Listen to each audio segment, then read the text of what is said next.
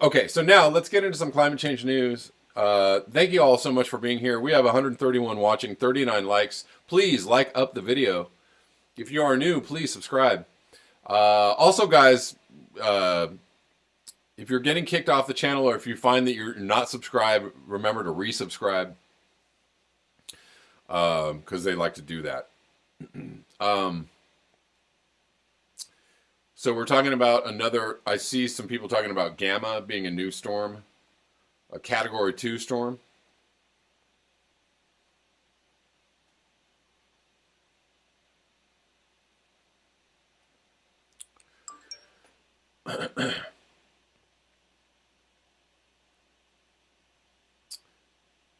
Yes, environmental coffee house. It is only spring in South America with temperatures pushing 110 degrees Fahrenheit and above. Oh, yes, they have very high. I covered that yesterday in Brazil. They have having extremely high temperatures. Argentina as well.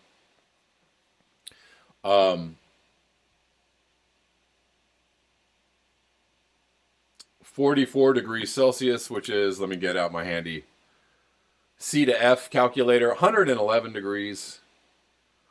Holy shnikes.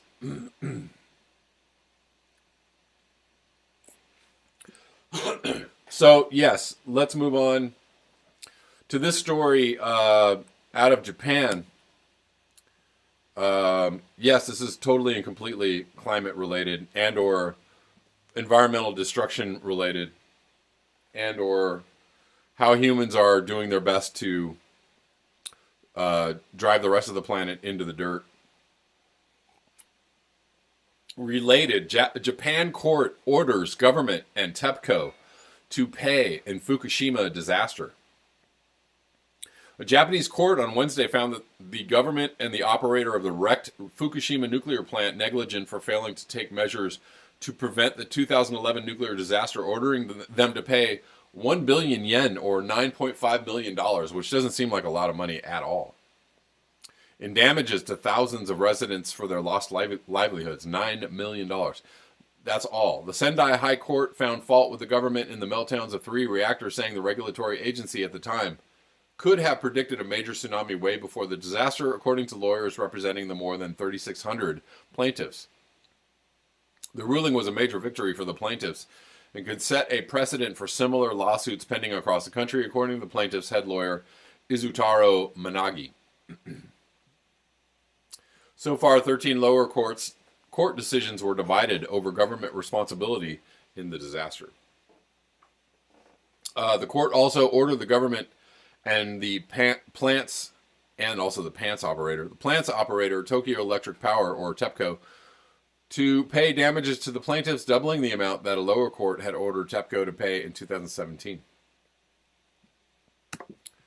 So I guess that's good news. However, that is still an ongoing situation, right? Those reactors are still melting down. They still have not cleaned up that mess. How many years later? Is it 9 years later?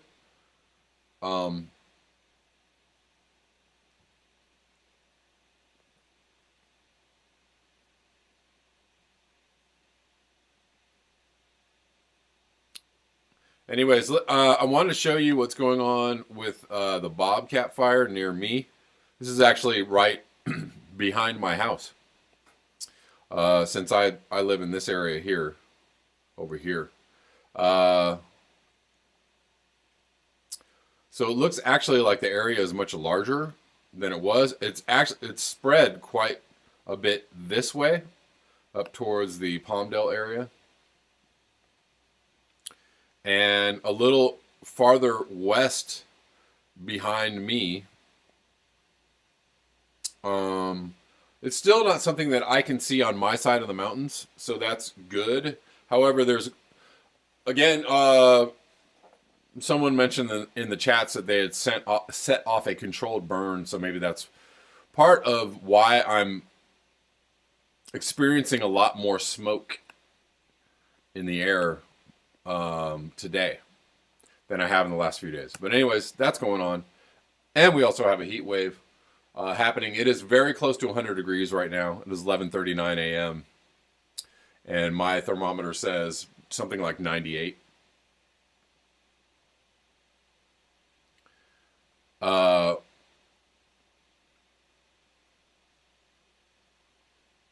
Yes, Basil Peterson, 400 some plants that take decades to decommission may be a problem. Indeed. Let's go on to this story from The Guardian. This is from yesterday. Smoke choking California again as dangerous fire conditions continue. Excessive heat warnings will remain in effect on the coast as the state closes in on a new record of 4 million acres burned. Smoke from nearly 24 wildfires burning across California will continue to darken skies across the west this weekend as residents prepare for more heat, toxic air, and conditions that are expected to keep fueling the flames. The National Weather Service reports that both excessive heat warnings and heat advisories will remain in effect along California's coast, while the Bay Area Air Quality Management District has extended its Spare the Air alert through Tuesday with air quality deemed unhealthy. Meanwhile, the state is closing in on a devastating new record with close to 4 million acres now consumed by wildfires this season. It's likely that over the next day or two we will crest the 4 million acre mark. The biggest year before this year was 1.54 million acres, said Tom Porter, a chief with the California Department of Forestry and Fire Protection, or CAL FIRE. We are dwarfing that previous record, and we have a lot of season left to go.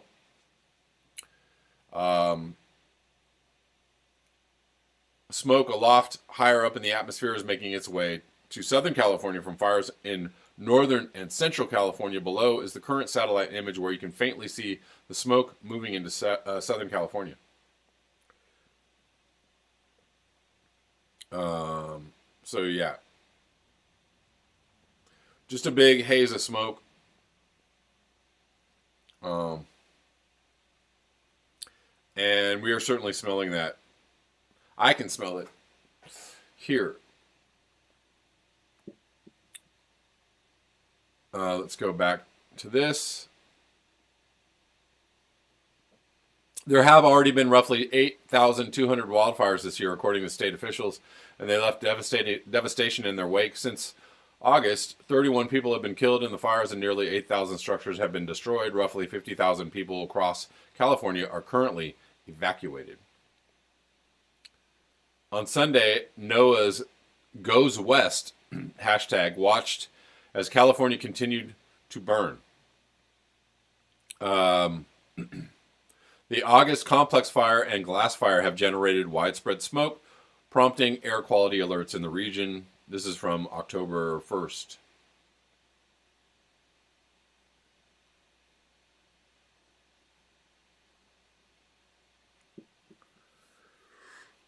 The glass fire is the fourth major blaze in the region in 3 years and comes ahead of the third anniversary of 2017 wildfire that killed 22 people.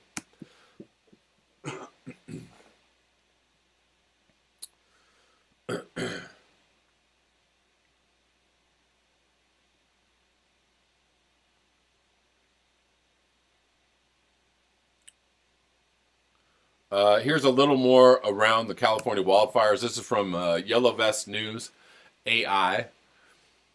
From Cal Fire, all but 3 of the top 20 largest wildfires have occurred since 2000, with 5 of these large and damaging wildfires occurring just this year.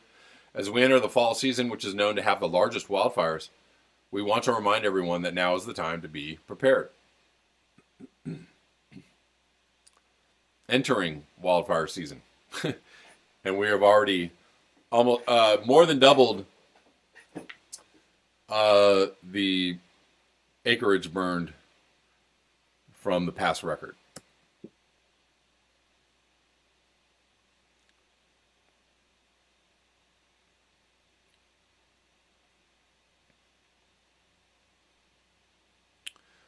Okay, so I want to read a couple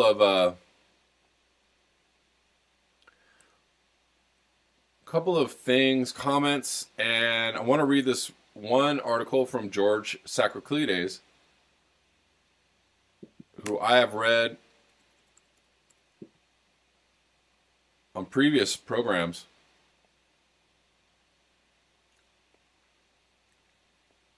Just looking through my notes, excuse me.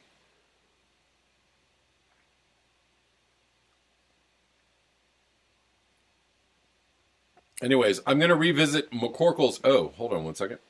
For some reason, I'm not recording. That's not good. For some reason, I'm not recording. But I'm going to read something from Marty McCorkle. But before I do that, I'm going to read this from George Sacroclides,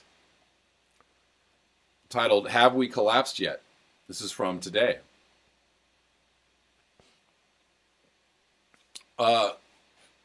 One moment. I want to check that everything is going okay.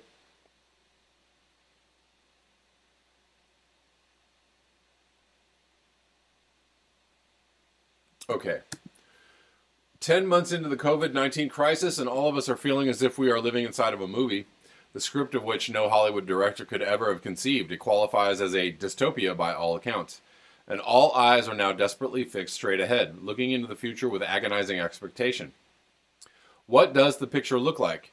And are we living through a collapse right now? The problem I have with the word collapse, however, is that it is abstract, vague, and most of all full of misleading myths and stereotypes. The word itself hints towards a specific event that is sudden, a glamorized Hollywood production centered around a meteorite impact, an alien invasion, etc. Something that looks so spectacular that on one hand we can frighten ourselves while eating popcorn, and on the other reassure ourselves that surely this looks too impossible to ever happen in our world. When the movie ends, the popcorn runs out and the lights turn on, we venture out into the street and get the A-OK that everything is still running, everything is still standing. There are people, cars, lights, all is in place. Phew, it was just a movie. Except that now you cannot go to the cinema. And even if you did, on your way out of the movie theater, you would enter into a dystopia, the Hollywood world, where we increasingly look for comfort movies of the pre-COVID era, and the real world out there have switched places. It is a complete inversion. Even so, collapse is not that simple. Our world is much more complex. I'll get to the point and answer the question I raised in the headline of the essay. We are not living through a collapse. We are beginning to experience the system of the collapse that has already happened. Symptoms of the collapse that has already happened. Let me explain. Our ecosystems, where we get our food from, have already entered a phase of accelerated collapse decades ago. You've seen the David Attenborough documentaries, the newspaper articles, etc. that confirm what biologists have known for decades. Yes, there is still food in the supermarkets, but wait until there are no more bees. Wait until there is a virus that wipes out crucial monocultures of vulnerable genetic crop hybrids and variants, as it wiped out the original banana crop earlier this century. Wait until the climate is too risky to grow anything, which has already happened in many places of the world. Wait until the blue ocean event that is only a few years away. The list of risks to food supply is endless, and as someone with master's degrees in food science and biology, I can tell you we are heading into the storm of storms. But there is also very disappointing ethical collapse among the vast majority of climate scientists, the people dealing with the biggest crisis we have ever faced, which is widely believed to be responsible for COVID-19. These scientists were the people that were supposed to alert us to danger. They were supposed to be whistleblowers. Instead, they are afraid to tell the truth, what they see with their own eyes in their daily data outputs, because their predictions will make them look like collapsitarians, a term reserved for those like me who are dismissed as biased, unqualified, and apparently focusing on doom and gloom and ignoring the rosy part of life. You see, the scientific community today functions under the tyranny of the peer review system. If you say that the earth is spherical and not flat, you get hanged. In modern terms, this means your work is not getting published, which means lack of funding in your next project and lack of sponsors from corporations who see that your predictions are a threat to their bottom line. Basically, your career as a scientist is over. Our scientific community is a mirror of our political class. You stick out like a sore thumb. You'll get hit from all directions. There are, of course, exceptions, those scientists who actually have a conscience. There are many of them, and I encourage you to find them and support them. But the vast majority of our politicians and scientists are slaves to our capitalist system. If the truth is seen to hurt profits, it is silenced. Our politics have also collapsed already. We have moved from the politics of debating and challenging each other to the politics of who spews out the most lies. We have moved from doing to finding excuses for doing nothing. And in the age of Twitter and Facebook, the truth is more difficult to find and confirm than ever before in human history. If the president of the richest nation on earth is able to give advice to COVID-19 patients to inject chlorine into their blood and get away with it, then we are living through the collapse of truth itself. We have broken every previous record. From now on, the possibilities are endless. Any crisis can be turned into a hoax. There is even a community of people on the internet who believe Australia is a made-up country. There is no leadership. No one is at the wheel. During the most crucial time for our world, the United Nations, IPCC, and other international organizations like to shove Greta Thunberg into the forefront of the media so that they can improve their corrupt image and redeem themselves on one hand by letting someone tell the truth. Yet at the same time, keep that someone at a safe distance from the decision-making centers of power, with the reasoning that they are still technically a child, quote unquote. Nicely played. It is the same for BLM, right? Black Lives Matter. You can take the messaging, brand yourself all day long. Oh, BLM, we care about black lives. But do decisions actually get made to improve black lives? No, they do not. So sit back and watch it all go down and hopefully learn something. We are seeing the results of a collapse that happened a very long time ago. And unlike the movie's Impact or Independence Day, it won't be sudden or spectacular. It will be slow. It will creep up on us like the current situation has. As I experience the effects of the crisis in my personal life, I would like to think that the future is wide open. But by many indications, it looks like the future is closing in. Or for a more balanced perspective, that helps me save my own face. Let's just say that the future will be interesting. Hope you all enjoyed that from George Saccoclides.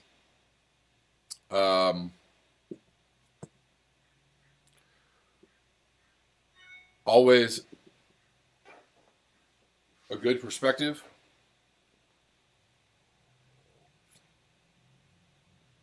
Basil Peterson said Mayans had hundreds of varieties of potatoes. The Irish had one.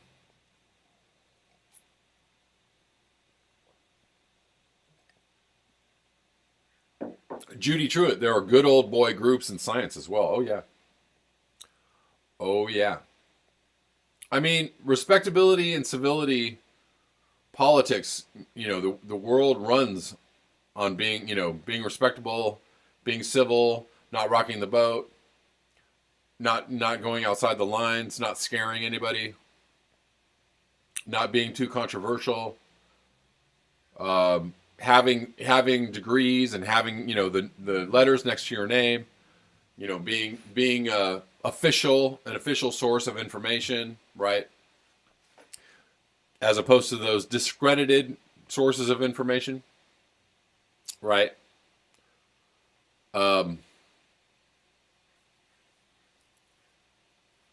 Yes. George, thank you. Always appreciate your work. Let's move on to something from Marty McCorkle. We're going to go visit McCorkle's Corner once again. This is from a few days ago. Well, I don't need to show you this necessarily. And I just lost my place. Here we go. In the early 1970s, Alan Watts similarly suggested Kevin's idea of dropping the whole income tax routine with as many work hours to arrange. I was talking about this the other day. Like, if you believe that the government can just print money to fund the military or whatever services it intends to give the population, then you realize that income taxes are unnecessary. That they're a hoax. They're a ruse.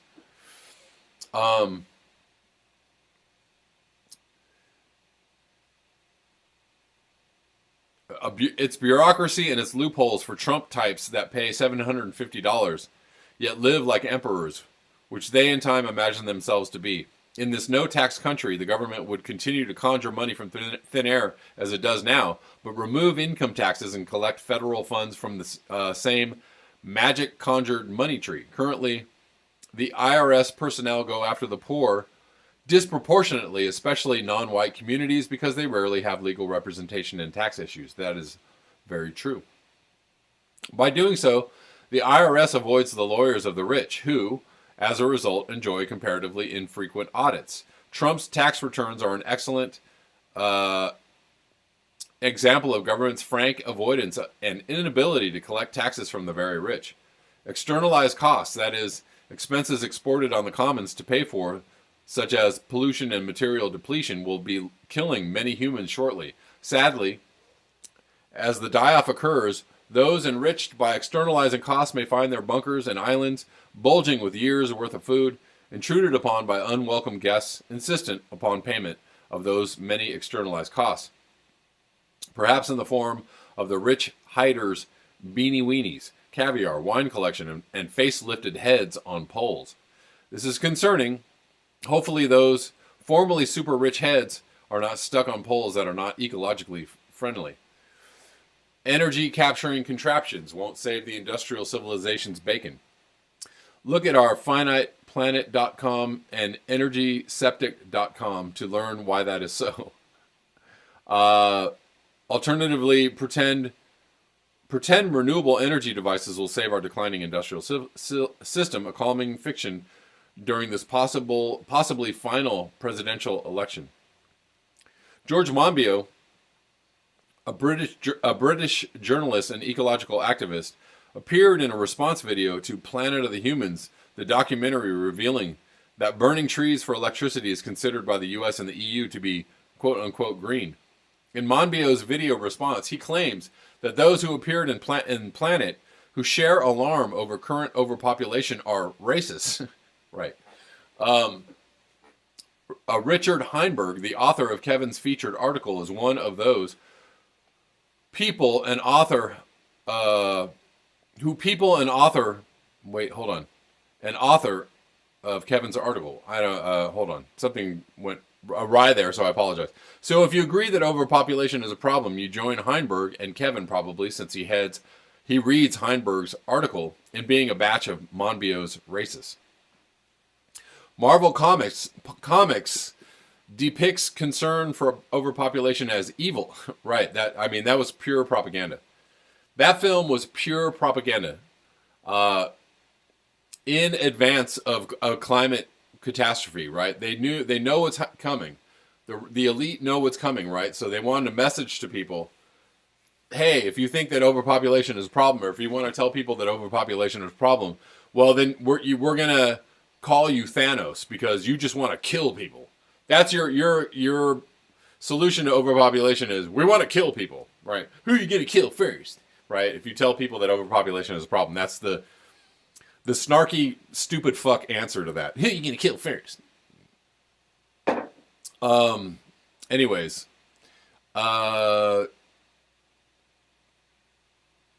let's go back here. I wonder if Thanos is a Monbiot's racist. Meanwhile, in the real world, concerned people are helping to educate many cultures about family planning. Sometimes through soap operas that ask audiences to consider the downsides of having many children. Jack Alpert, a retired Stanford professor, suggests a lottery system to limit birth rates, with winners of the lottery, some of whom don't want to breed, being allowed to sell their golden baby ticket to a non-winner who wants to breed a child. That actually makes sense on some level. Let me see. There are various ways to address, though too late to solve, our overpopulation honestly and ethically, admittedly not our strong points. But if overpopulation isn't addressed, more people will suffer than is necessary as Earth's biosphere degrades and cheap fossil fuels, unfortunately, our food lifeline deplete. Let's drop the prevailing indifference to the increased inevitable human suffering that bringing more people into existence guarantees. Fertility's time is over. In this topsy-turvy century of less, these decades of last things, one loves children and becomes their best advocate by insisting we not bring these little ones into existence amid a dying biosphere. The world has fundamentally changed. One takes the best care of kids by not having them. Good luck, everyone. All right. Good stuff from Marty McCorkle, as always. I'm sorry if I mashed the reading of that. I try my best.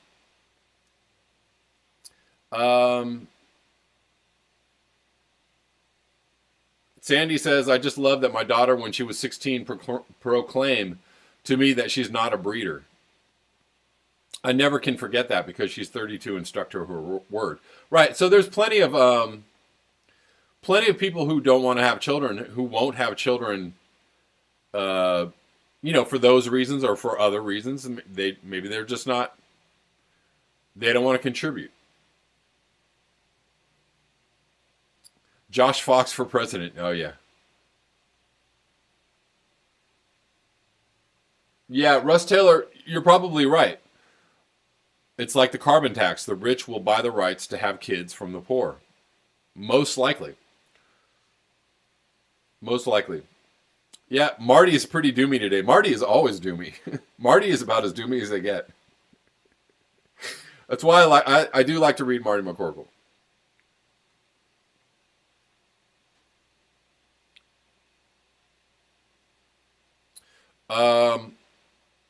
So lastly, I want to, well, actually I'm running out of time.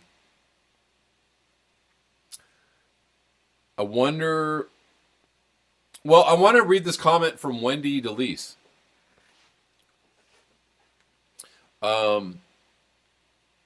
Which is a great comment and something to think about. I want to leave you all with this, and this is something that we can discuss in the future. But she actually put a dollar amount on CO2 emissions, and I guess I haven't really seen these kind of equations before, but I like this. Basil Peterson, Josh Fox got his establishment card when he criticized Planet of the Humans. Indeed. Oh, he also implied that the Green Party was helping was a tool of the Republicans. How's that for establishing your lib centrist establishment card? Yeah, Josh Fox is an absolute knucklehead, but whatever. Wendy DeLise says, this is a comment from yesterday, and I really like this. In the YouTube chat room during the part of the discussion on avoiding extravagance. Avoid extravagance, right? Like, don't buy unnecessary things. This is very obvious to not destroying the planet, right? Because if you are a super consumer, if you are a compulsive consumer, all the things that it takes to make all the things that you buy, what do they use? They use resources, and they use carbon emissions. They all the things, all the planet destroying things that go into every single thing that you buy is something that you have to really think about when you buy something, especially if you buy something new. Hold on. Your Environment Seattle says $5 to $10 per ton of CO2 would be 0.04 cents per gallon, I guess. Less than half the seasonable variation in gas prices. Anna Yu says China already had a policy similar to that in the past. Are you talking about dealing with population? Yes, they did. But I think that there could be other things other than saying, like, you can't have... So, are you saying something about the right to have a child? Like people trading the right to have a child or the number of children they have? I'm confused. But anyways, if that's true, let me know. Anyways, I'm going to go back to reading this. So what she said was, I made a statement along the lines of every $2 saved is 1 pound of CO2 not emitted into the atmosphere. In actuality, the average money amount that causes 1 pound of CO2 to be put into the atmosphere by Americans is $1 $1.69 rather than $2. But in a chat room, most people like round numbers. Did you all know this? Did you hear this? So I like this idea, right? So rather than paying a tax on the carbon you emit or paying a tax on the things that you buy, if you just don't buy those things, right? Every $1.69 that you save, that you do not spend in the economy, keeps 1 pound of CO2 out of the atmosphere, right? So think about that. Consider that when you're buying things, when you go out and buy things, and when you go out and spend your money.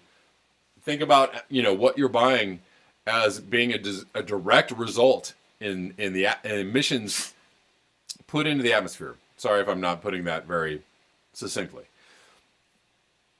As to how to derive that 169 average money expenditure for causing 1 pound of CO2 emissions in the USA, one can divide the 2019 gross national product for the USA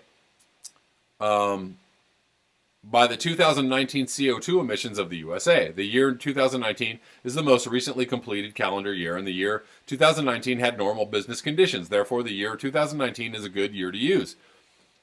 The 2019 GNP of 21,584,000,000,000, etc. dollars in the USA, almost $22 trillion in the USA, divided by is it 12 trillion pounds of CO2? That doesn't sound right. But anyways, we'll go. You're saying 12,749 billion, but that's 12 trillion. That sounds like a lot of CO2. Is that right? Anyways, let's go on. Pounds of CO2 emitted by the USA in 2019 is $1.69 spent on goods and services in the USA per pound of CO2 emitted by the USA. I'm going to have to go back through these numbers and make sure that all of this is correct. But anyways, let's keep going.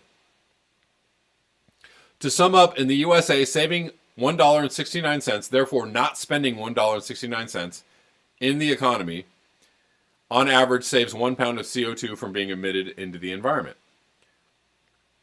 Interesting. Just an interesting idea. GNP figures are available from a number of sources of information, and she goes to list those. So anyways, I just want to put that out there, and maybe we can talk about that some more. I'm going to say, though, that where you spend your money also matters too, right? Is that, $1.69 spent in Target? Is that $1.69 spent on factory farmed food? If you go spend $1.69 at the local farmer's market, that's got to be very different from spending $1.69 buying some factory farm food or GMO, whatever, prepackaged food in the supermarket. If you spend $1.69 at a thrift store, that's way different from going and buying a bunch of clothes at Neiman Marcus, right? Would that be fair to say, right? As an idea, I like this concept. Andy the Gardener says money spent is in lockstep with carbon emitted. I would agree. So if you take your money out of the system, or you just don't put your money into the system,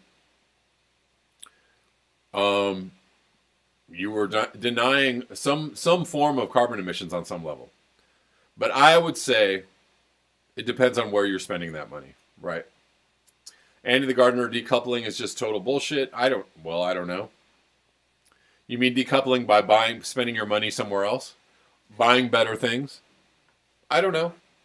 Possibly. It's a subject that I think would be ripe for consideration for some more in-depth conversation around, right? Alexi, consumerism is super cringe. Indeed it is. I agree.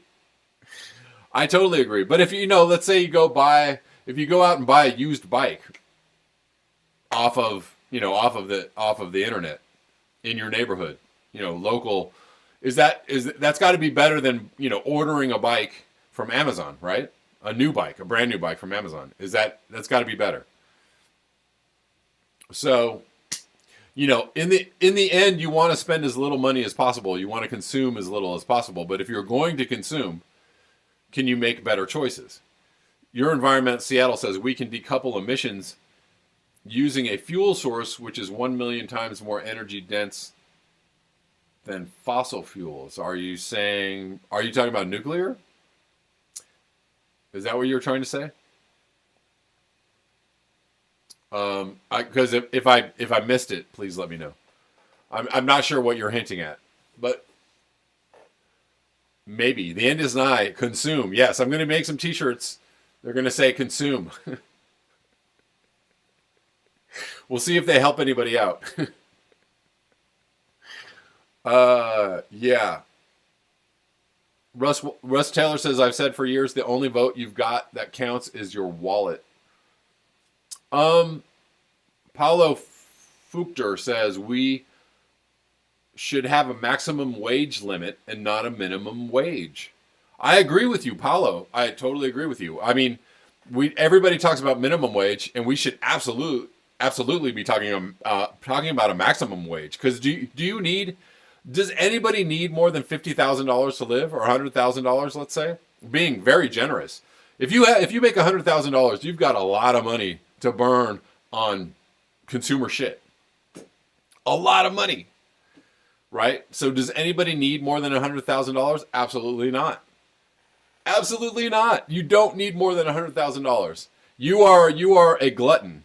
If you need more than $100,000 to live, I'd say if you need more than $50,000 to live, you are an absolute glutton. So, like cap the wage. I like that idea, Paolo. Absolutely. Cap wages. A maximum wage. Consumed. That's a good one, Raza. I like that. Consume the rich. Also good. Is that good? Your Environment Seattle. Yes, we have a winner. Nuclear fission from uranium with today's technology is 1 million times more energy per kilogram of uranium than fossil fuels. Well,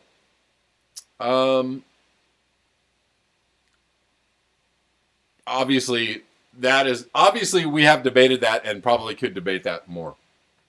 Your Environment Seattle says, again, $300,000 is good enough for Seattle police. Make that the maximum wage. I say $300,000 is way too much. Way too much. Because if you're making $300,000, you can buy a second home. You could buy a cabin in the woods along with your McMansion and a boat, right? $300,000 goes a long way to buying a lot of crap. A lot of crap. We need to keep the crap out of the stream, out of the consumer stream. But yeah, interesting idea, Paolo. I like it.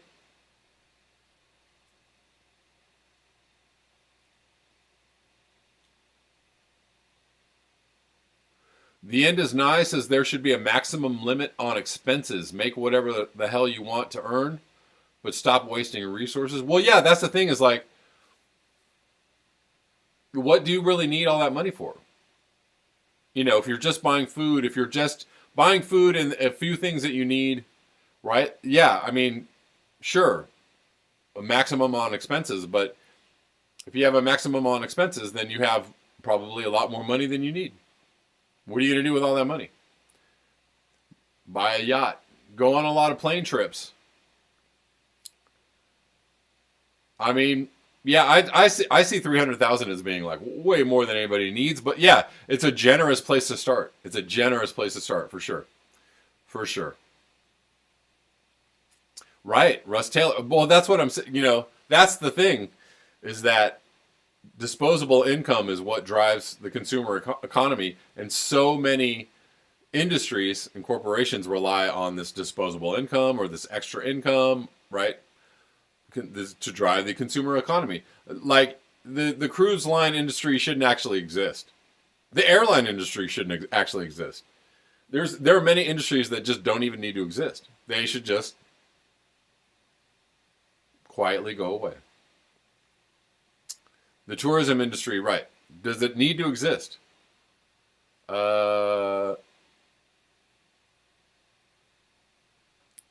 Creative experiments, you need $250,000 a year to live in California. Well, you don't need $250,000. You don't need $250,000. But you need a lot. I would say, if you want to be comfortable in Southern California, you need over 70 grand at least. And probably, in the 70 to 100 grand, but that's comfortable. That's going comfortable. Below 70, 60, 50, then you're like, well, then you're budgeting your money, right? Or then you're maybe downsizing where you're living. But that's fine if you're talking about climate change. If you're interested in climate change. Hey guys, remember to like, share, and subscribe, and you can support the channel. The links below, PayPal, Patreon, Square. Also, if you'd like to watch the live streams, you can watch the live streams on my Patreon channel. You can subscribe for as little as $1. So hopefully I will see you over there, and thanks so much.